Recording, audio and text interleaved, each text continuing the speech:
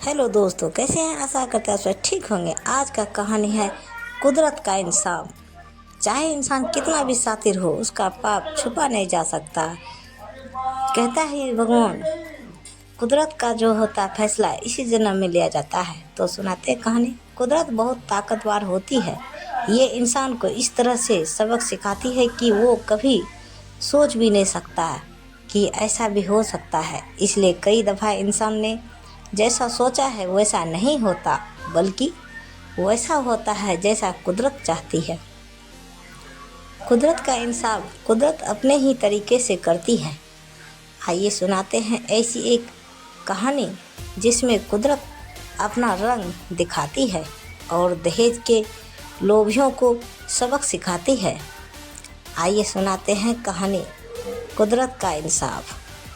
Kitchen में आग जल रही थी और अंदर से आवाज़ आ रही थी, बचाओ बचाओ। मगर सब ये आवाज़ सुनकर भी उस घर का हर सदस्य बहरा बना हुआ था।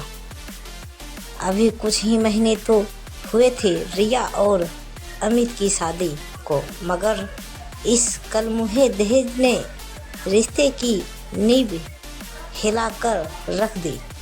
सास, ससुर, ननद और यहाँ तक कि उसका अपना पति भी उसे दहेज के ताने मारता था, मगर रिया हर ताने को जहर के घूंट की तरह पी जाती।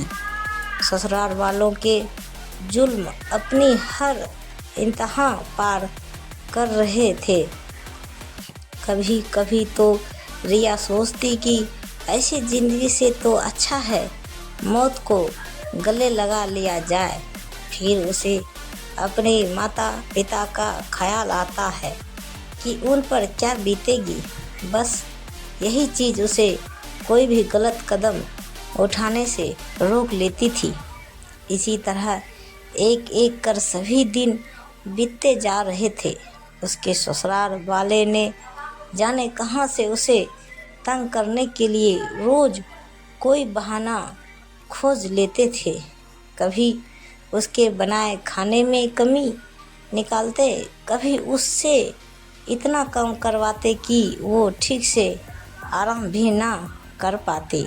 ना जाने उसे कब इस अत्याचार से मुक्ति मिलती और उसके साथ हो रहे अन्याय के लिए उसे इंसाफ मिलता।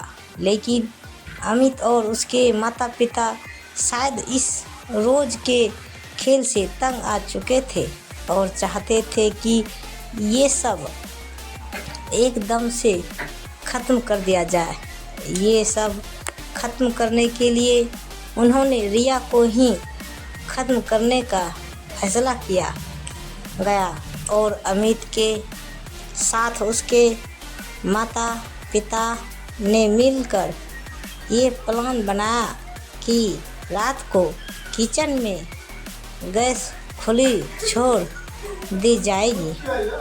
रिया हर रोज़ सभी काम निपटाकर किचन में पानी पीने जाती थी, तो उनके प्लान के अनुसार रोज़ की तरह रिया रात को किचन में ज़रूर जाती और उसके बाद जैसे ही वो बल्ब का स्विच ऑन करती, इसके साथ ही सब हमेशा के लिए ख़त्म हो जाता। रात हो चुकी थी, सभी सोने के लिए लेट चुके थे। रिया अभी भी अपने काम में जुटी हुई थी।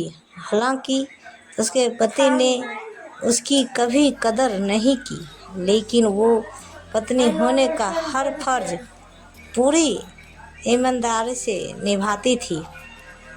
रात को अपने सास के पैर दबाने के बाद रिया उनके कमरे से निकली और किचन की तरफ चली गई। अमित अपने कमरे में लेटा हुआ था। आम तौर पर वो रिया के जाने से पहले सो जाता था, मगर आज तो उसे नींद आ ही नहीं रही थी। शायद वो खुश था कि उसके रचे चक्रव्यूह से आज उसे रिया से हमेशा हमेशा के लिए छुट्टी मिल जाएगी। रिया किचन की तरफ बढ़ रही थी। किचन का दरवाज़ा खुला और जैसे ही बल्ब जलाया गया तुरंत ही आग ने पूरा किचन घेर लिया।